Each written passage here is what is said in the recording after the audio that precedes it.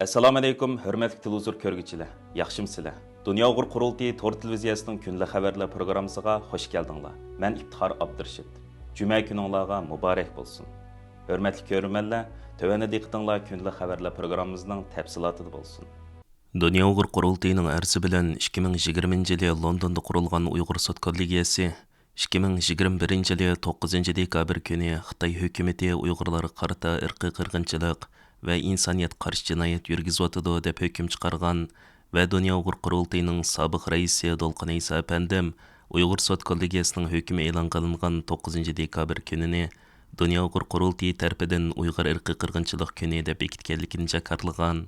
Shundaqla muhajiratdagi qarindoshlarimiz Uyghur xalq uchun zo'r tarixiy ahamiyatga ega bo'lgan bu kunni unutib qolmaslikqa va har yili xotirlab turishga chaqirgan edi. 23 noyabr kuni Dünya Uyg'ur Qurultiyi ijroiya komitetining kengaytirilgan yig'inida Uyg'ur davosini insoniyatning davosiga aylantirish uchun 9 dekabr Uyg'ur irqi qirg'inchilik kunining 3-yilini butun dunyo miqyosida o'tkazish qaror qilingan edi. Dünya Uyg'ur Qurultiyining bu yig'inda 9 dekabr kunini Uyg'ur irqi qirg'inchilik kuni qilib bekitilganligining 3 yilligi munosabati bilan Sharq Turkiston davosi va Uyg'ur xalqining mustaqillik arzusini xalqaro kun tartibida tutib turish va hilam davom qilayotgan Uyg'ur irqi qirg'inchiligini to'xtatish va xalqaro jamiyatga asiltish uchun muhojiratdagi har qaysi tashkilotlarning keng ko'lamda namoyish va xotirlash faoliyati o'tkazish qarori e'lingan edi. Yig'inda e'lingan qarorlar bo'yicha 9 dekabr Jenevada Birlashgan Davlatlar Tashkilotining oldida namoyish ilib berish planlangan. Qurultay reisi Turg'unjon Alovuddin apandi bu munosabat bilan Qurultay to'r televiziyasidan maxsus chaqiriq e'lon qilgan edi. 1 dekabrdan e'tiboran dunyoning har qaysi joylaridagi Qurultay rahbarlari 9 dekabr Uyg'ur irqi qirg'inchilik kunini xotirlash va u kunning ahamiyati haqida to'xtalib, o'zlarining yurak so'zlarini izhor qildi. Buningdan 3 yil ilgirki bugun kunda, ya'ni 2021-yili 12-oyning 9-kunisi Londonda qurilgan Uyg'ur sud kollegiyasi Xitoy hukumatining aziz vatanimizda olib berayotgan jinoyatlarini, qirg'inchiligini irqiy qirg'inchilik va insoniyatga qarshi jinoyat deb hukm e'lon qilib, mana bu dokumentlar bilan hujjatlashtirilgan edi. Bu kunni Dunyo qurultiyi Uyg'ur irqiy qirg'inchiligini xotirlash kuni deb jakalab her yili bu kunni dunyoning insoniyatning unutib qolmasligini tashabbus qilib keldi. 12-oyning 9-kunisi xalqaro Uyg'ur irqiy qirg'inchilikni xotirlash kunini unutib qolmayli. Bu irqiy qirg'inchilikning bugun aziz xalqimiz ustida davom qilayotganligidan iborat bu reallikni dunyoga anglitaydi. Assalomu alaykum aziz qarindoshlar. Dünya Uyghur Qurultiyining arzi bilan 2020-yili Londonda qurilgan Uyg'ur sud kollegiyasi 2021-yili 9 dekabr kuni Xitoy hukumati Uyg'urlarga qarata irqiy qirg'inchilik va insoniyatga qarshi jinoyat yurgizyotdi deb hukm chiqargan edi. Shu munosabat bilan Dünya Uyg'ur Qurultiyining sobiq raisi Dolqun İsa Efendim Uyg'ur sud kollegiyasining hukmi e'lon qilingan 9 dekabr kuni Uyg'ur irqiy qirg'inchilik kuni deb bekitganligini jakarlagan edi. Bu tarixiy ahamiyatga ega kunni unutmaylik va 9 dekabr Xitoyning irqiy qirg'inchilikqa qarshi norozilik harakatlarimiz bilan bu kunni xotirlaylik. Assalomu alaykum Sharq Turkistonlik aziz vatandoshlar. 9 dekabr Uyg'ur irqiy qirg'inchilik kuni. Bu munosabat bilan millatimizning barliq qirg'inchilik qurbonlarini yod etamiz va xotirlaymiz. Bugun faqat xotirlabla qo'ydigan yoki eslabla o'tib ketadigan bir kun emas, ayni vaqtda davomlashayotgan Uyg'ur qirg'inchiligiga, xo'rliqqa, kamsitishga va har turli haqsizlikqa qarshi mustamlikachi Xitoy hukumatining inson qalbidan chiqqan siyosatlarini dadillik bilan fosh qiladigan, yuqori ovoz bilan dunyoga anglitadigan bo'libmi chet ellardagi Sharq Turkistonliklarning har turli qo'rqishni yengib, jasur va fidokorlik bilan dunyoni harakatga o'tishga chaqiriq qiladigan kun.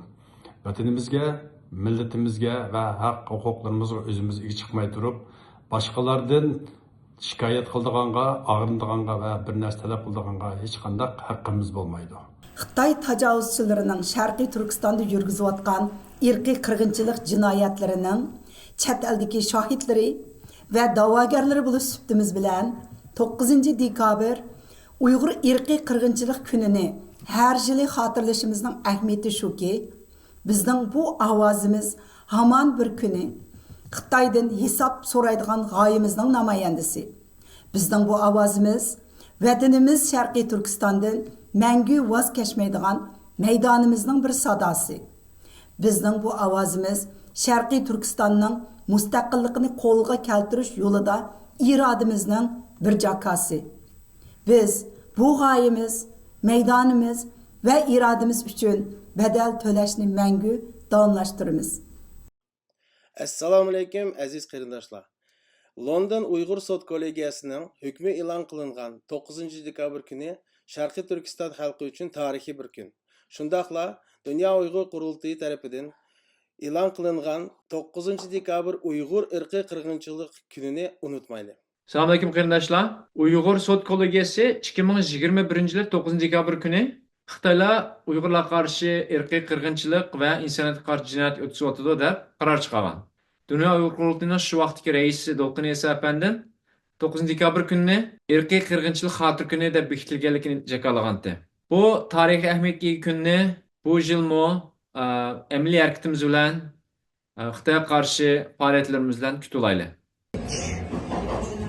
Assalomu alaykum muhojiratdagi barliq Uyg'ur qarindoshlar.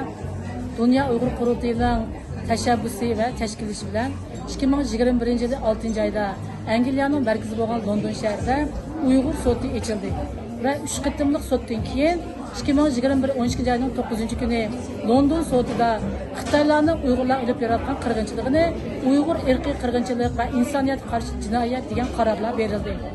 Va shu kuni Dunyo Uyg'ur qurultiyining sobiq raisi Dolqin Isa apandim bu kunni xotirlash uchun 12-oyning 9-kuni Uyg'ur irqiy qirg'inchiligini xotirlash kuni deb bekitdi.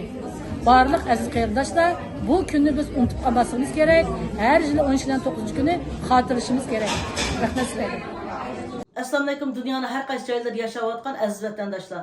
Dunyo Uyg'ur qurultiyining arzi bilan 2020-yili Londonda qurilgan Uyg'ur sud kollegiyasi 2021-yil 9-dekabr kuni Xitoy hukumati Uyg'urlarga qarshi irqiy qirg'inchilik va insoniyatga qarshi jinoyat yurgizayotdi deb hukm chiqargan. Dunyo Uyg'ur qurultiyi 9-dekabr kunini Uyg'ur irqiy qirg'inchilik kuni deb bekitgan. Bu tarix ahamiyatiga ega kunni butun Uyg'urlar o'zimizning milliy, diniy va insoniy burchimiz deb xotirlaydi. Va Xitoylarning Uyg'urlarga elib borgan bu irqiy qirg'inchilikni butun dunyoga unutmaydiganligimizni va unutildirmaydiganligimizni amaliy harakatimiz bilan bildiraylik. Assalomu alaykum Sharq Turkistonlik aziz vatandoshlar. 9-dekabr Uyg'ur irqiy qirg'inchilik xotira kuni munosabati bilan bu buyuk ma'naviy g'alabamizni ro'yab chiqishida ajri singan sobiq raisim Dolqin Isa rahbarligidagi barliq hay'atlarga, guvohchilarga cheksiz minnatdorligimni bildiraman.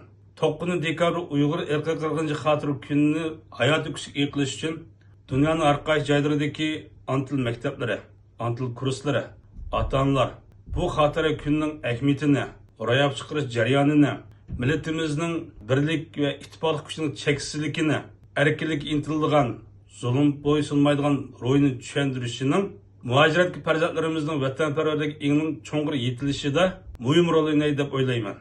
Rahmat. Assalomu alaykum. Dunyoning har qaysi joylarida yashayotgan Uyg'ur qarindoshlar.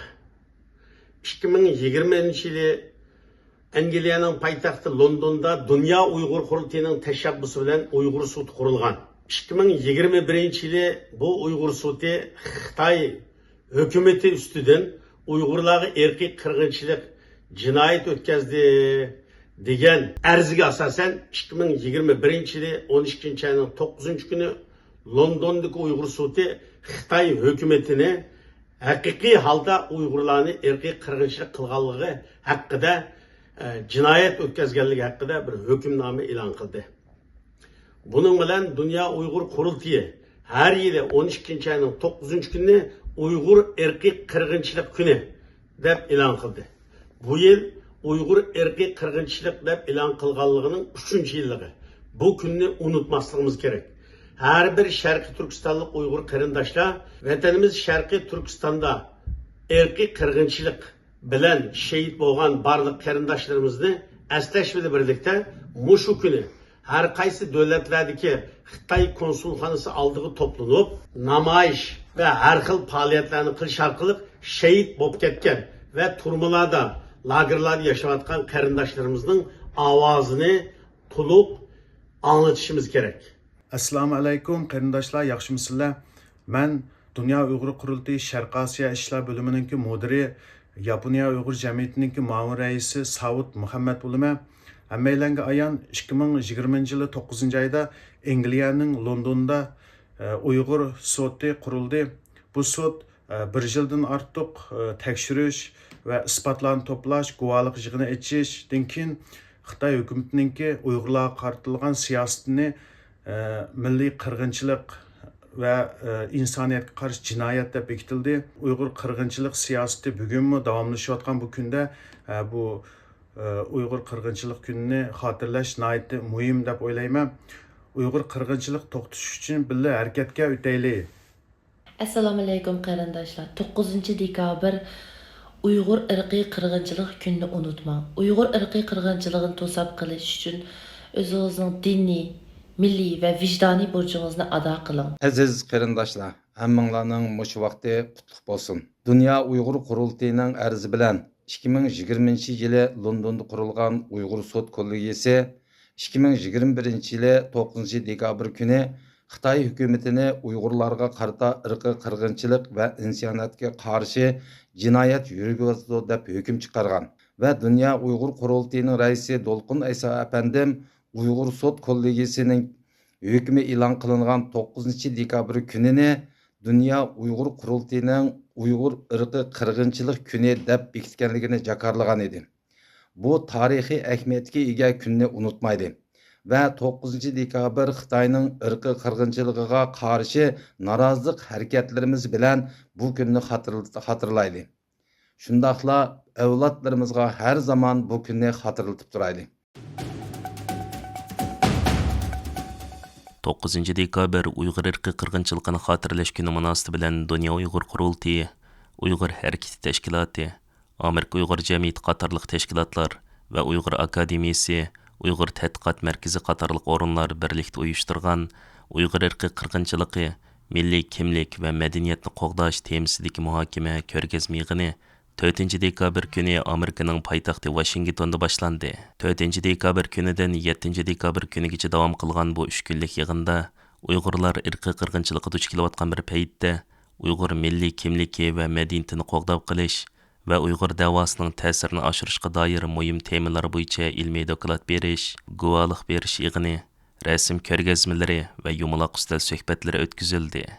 Mazkur yig'inga dunyoning har qaysi joylaridan kelgan tadqiqotchilar, kishilik huquq mutaxassislari, ilmiy xodimlardan bo'lib ko'plagan kishi qatnashdi.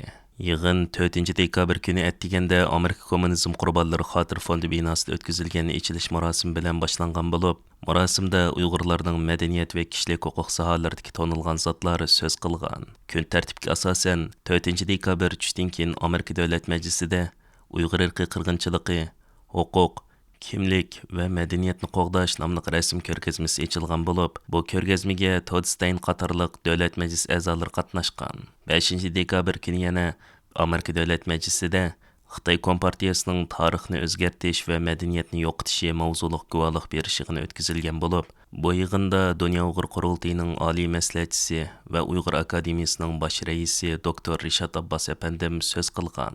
Uyg'ur akademiyasining yig'ini 6 va 7 oktyabr kunlari Amerika Tashqi ishlar ministrligi va hamda Amerika Tinchlik instituti qatorliq o'rinlarda o'tkazilgan yumaloq ustal yig'inlari bilan davom qilgan. Hurmatli ko'rmanlar, yuqorida diqqatingizga kunlik xabarlar programmamizning tafsilotini sundik. Keng qitimliq sonimizgacha ko'rishkish omon bo'lgaysizlar. Stansiyamizning YouTube kanaliga a'zo bo'lishni unutmang. Xayr xo'sh.